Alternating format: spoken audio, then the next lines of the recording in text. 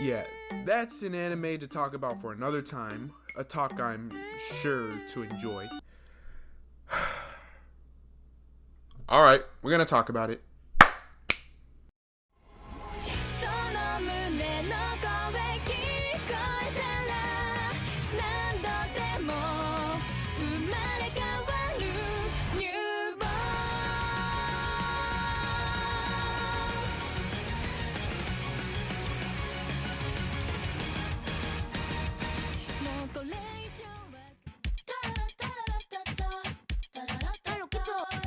I, like many of you, like anime titties. Alright, now that's out of the way. After breaking out of my anime virginity and finishing Absolute Duo, I go back to that one top 10 romance anime video. You know, the one with the Nightcore in the background. And I start the only other romance anime that piqued my interest. Yeah, you think I grow some brain cells and realize these animes were just horny trash with a splash of romance? But remember, I was like 11 and 12 when I first watched them, and imagining myself in these positions with these lovely ladies. Anyways, just like the last anime, Essay, this isn't going to be a massive summary of High School DxD's plot, even though I might mention some stuff that happens in the anime and in later seasons, but more so a little summary of Season 1, its characters, and how it's more than just ecchi trash in my heart. Dumbass nigga. We clear? Cool. Now let's get into the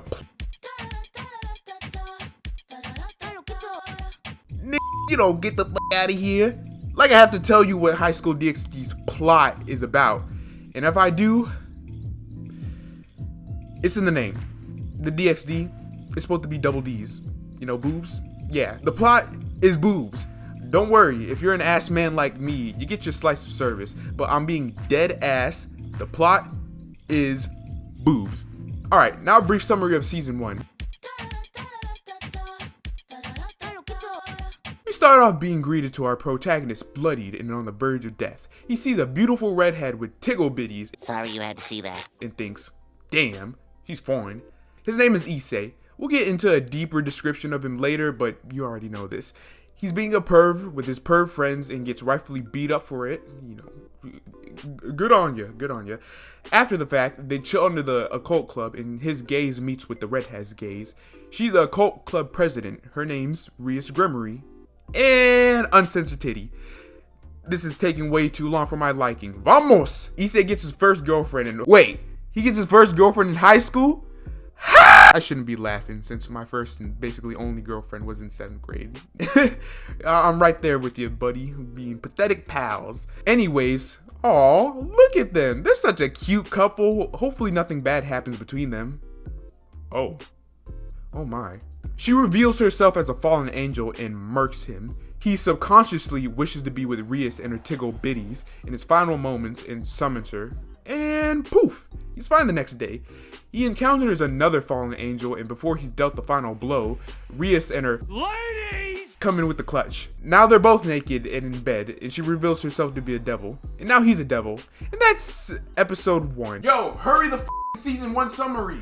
Okay, I'm sorry. Jeez. He joins the occult club full of devils because, you know, now he's one of them. Meets Nun, friends the Nun. Nun gets captured, rescues Nun friend, kills his kinda ex-fallen angel girlfriend.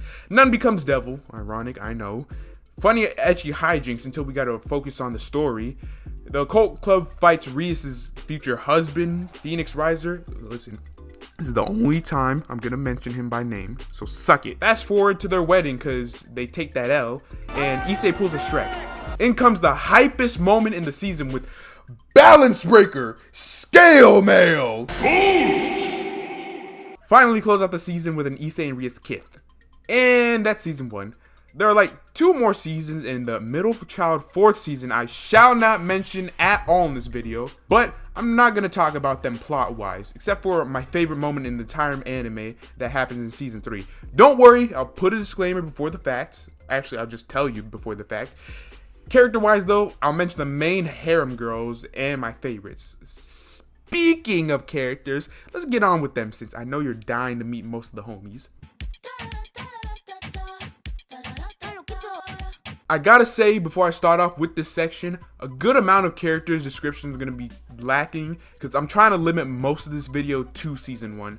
Oh, And by the way, I'll be mentioning pawn pieces, you know, from chess, because something something evil pieces, something something power ranking, depending on pawn pieces, aka evil pieces. So, without further ado, let's start off with our main boy, Issei Hyodo. If you like / hate me, you'll love / hate Issei, because despite his perverseness, which genuinely gets annoying and disgusting at times, remind you of anyone, he has a sense of justice and charm that makes him likable. He at least has a design that makes him somewhat unique from the other harem protagonists, and the way he powers up is both disgusting and hilarious. Plus, his sacred gear armor is one of the sickest looking armors in anime and low-key in fiction. Just look at it!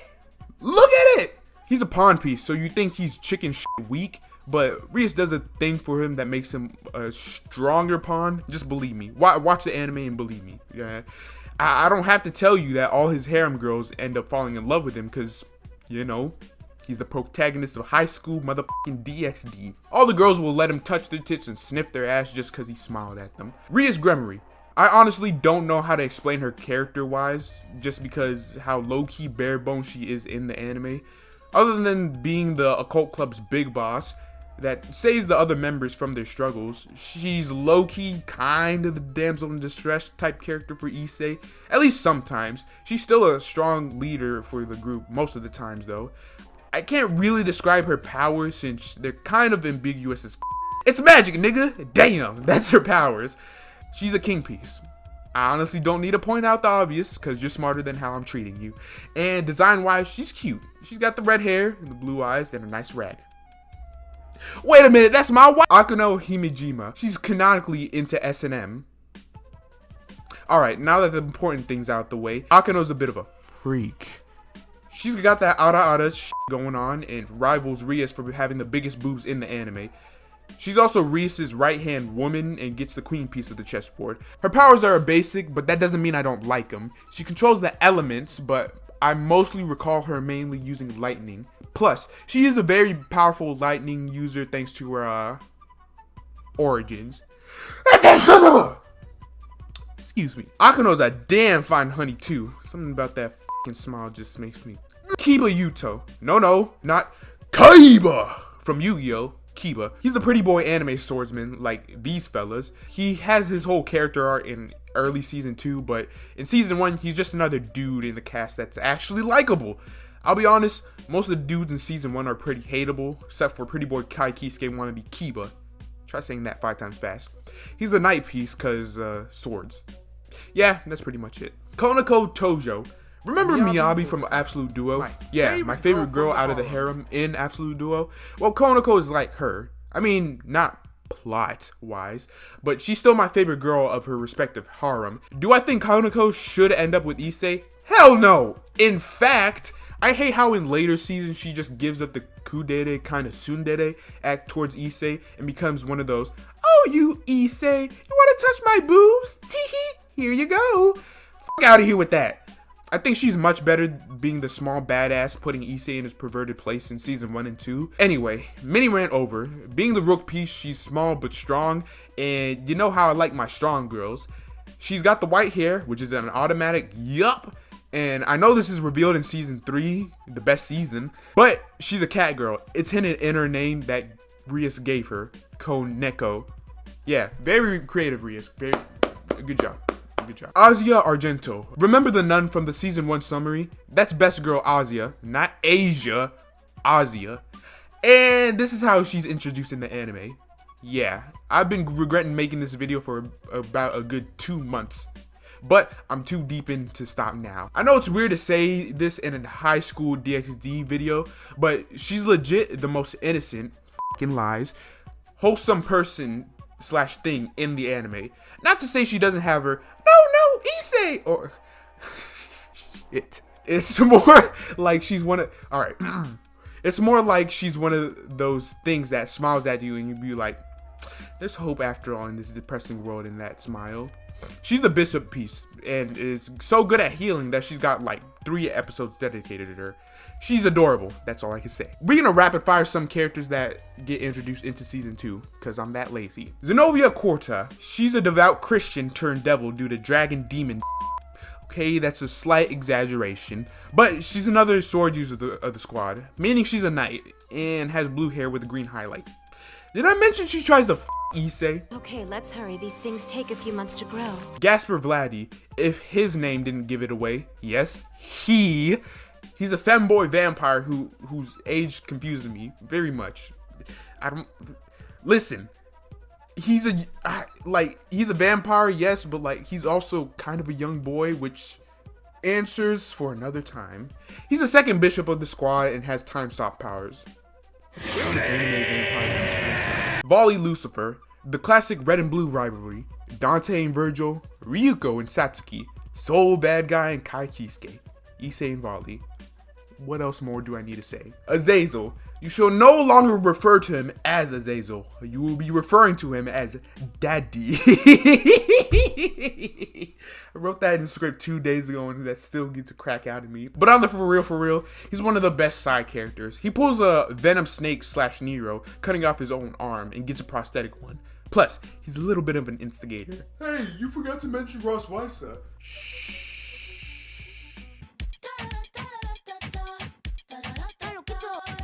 Now, I know by this point in the last anime essay video, I went over my critiques, but I won't do that in this video, and hopefully any other essay videos in the future, cause I sound like a little complaining when I do. Instead, I want to tell you my experience reading the light novel, since I picked it up recently, and I'm low-key enjoying the source material. Also, I'll tell you about the OVA since it was my first time watching them, and pathetically explain how the series is more just boo plot. And I'll show my favorite moment in the entire anime in a hopefully better edit than the opening one. Yo. Alright, so at this point, I'm going to go off the cuff and just use my notes. Because I've been taking down notes ever since I got the light novel. Be like, ooh, hoity-toity, I'm smarter than that. So, yeah. And legit, the second page, Yuma confesses to Issei. I don't know if the anime quite like explains what grade they're in, but I know the light novel does. So Konako is a first year, Issei is a second year, Kiba is a second year as well. Akano and Rias are third years. Something about Azia was like a second year as well, but I'm probably forgetting wrong. Morisawa, you know, the glasses dude in the like third episode of the anime, apparently explains like a law of equivalent exchange. You know, Full Metal Alchemist, like it has to be equal exchange to be able to do demon work. Demons apparently have spoken Google Translate. Like they could just speak other languages and interpret them flawlessly. This book also mentions the Akano's S&M fetish, which, you know, is very crucial to her character. There's no Azia groping scene, thank Issei goes in. Apparently it was that good enough to where I had to like page 141 of 142 quote it. It's that good. I guess it's times like this that people turn to God for salvation. The words slipped from my mouth without even realizing. Rainier, Yuma, raised an eyebrow in bewilderment, but I kept talking. But he isn't gonna help me. He didn't answer me before, and he never lifted a finger to help Azia. Huh, some deity he is. What are you going on about? Don't tell me you finally lost it. What was I thinking? It's Satan I should be praying to. You're listening, aren't you? I'm a demon now, so what do you say? I need a little help. You really have lost your mind. Blathering to yourself won't do you any good. Give me the strength to pulverize this fallen angel. I don't need you to strike her down for me. I don't need backup. I could do it. Me. See? I can stand up for myself. Just give me one good go. My rage is burning so strong. I can take the pain. One hit will be enough. Just let me crush her. Okay, now I'm reading it back. I'm like, okay, I can see what you're talking about. It went in. It went in. Anyway, here are my OVA notes as well. This is my first time watching them too. OVA number 1, episode 1, there's a booby monster. Yes, those are booby fruits. Yeah. Wow. Episode 2 is Issei and Azia observing how the others probably deal with summon requests. And apparently Konako is like goated at fighting games. So, you know, I wonder what's her main in Strive. Kiba deals with lovely older woman. Get your dirty ass mind out of the gutter. He just takes care of them. Akano gets f***ing nasty with good ass foot rubs in BDSM gear, no less. Rias, I don't know, she's good at belly dancing. OVA 2, there's a panty thief monster, and Irina comes in with the clutch. You know, I forgot to mention Irina Shido. She doesn't really have any plot relevance other than being Issei's childhood best friend and human turned angel. She has a katana, automatically making her dope. And you know how Devil's power systems go by chess pieces? Well, angels go by card decks, and Irina's the ace of spades. One of my favorite cards for one of my favorite DxD girls. Also, it helps that she reminds me of Imari from Absolute Duo. Now that we got that out of the way, the priest is a sex offender panty thief. So we're not too far from the land of make-believe. And he's an old white man. Double points. And then he turns into a little panty monster. OVA 3, remember Riser, who I briefly mentioned in the summary plot? Yeah, Issei whooped his ass so badly. Also, that was his first ever L he ever taken by Issei. He whooped his ass so badly that Issei and Rias have to actually go help him. Also, he's voiced by Dio, so he gets extra bounty points, even though I hate his character. OVA number 4, it's just a recap episode. Nobody likes those. Whew, finally done with the face cam. Whew. You don't have to see my ugly ass face anymore. High School DxD can genuinely get sad and have heavy themes at times. I can't say the anime has ever made me cry, usually because it's offset by boobies in the same damn scene, but I'm man enough to admit certain scenes and arcs have made me emotional. And one of the openings, I wonder which one, has made me cry, and still low-key makes me. Don't forget, even if this is a harem anime, it's still a romance one as well. Obviously, since Rias is the main love interest, her and Issei have their emotional moments, but to truly show you the moment that sealed their love for me, as well as being one of my favorite moments of the series, just roll the f***ing clip.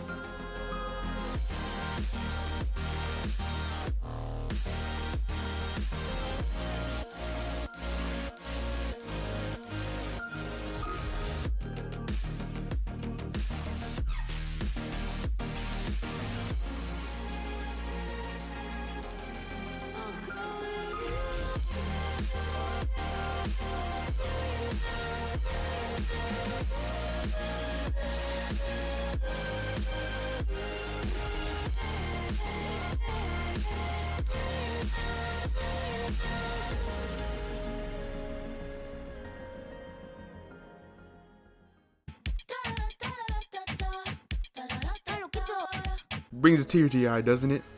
Yeah, you could click off the video if you want and stick around for what I gotta say if you want to as well. Obviously, like the past few weeks, the past week basically, it's been nothing but High School DxD in my brain, and it's rotting it. I'll be dead ass honest. I'd be lying to you if I said it wasn't fun. This was definitely a fun video to make. I do have some propositions to make. I do plan on doing other essay videos, obviously, but the ones that I'm looking at right now to do, Code Vein, that's probably going to be the next one. I really want to do that one. Panty and Stocking, JoJo's Bizarre Adventure, Shiki, Devil May Cry, Guilty Gear. No. And then either Cyberpunk or Edge Runners, or both, or neither. I gotta give a, thank you to Lee/Neems. They're always making the channel art, and this new iteration of me, I like it. Like it lots. And then lastly, the last person that I want to be thanking is y'all, but more specifically you watching the video, because I know it's pretty hard to watch like almost 20 minutes of High School DxD without thinking, what the hell is wrong with me? So thank you for sticking around with me and giving me your time. Anyways, catch you next time, ladies, gentlemen, and they, thems. Peace out.